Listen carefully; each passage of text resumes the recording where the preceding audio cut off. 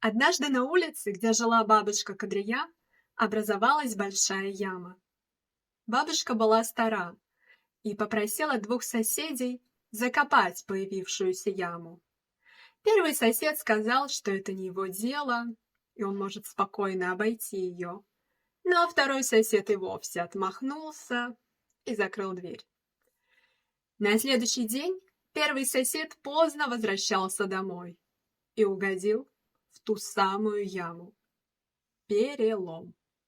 И несколько месяцев больничного были ему обеспечены.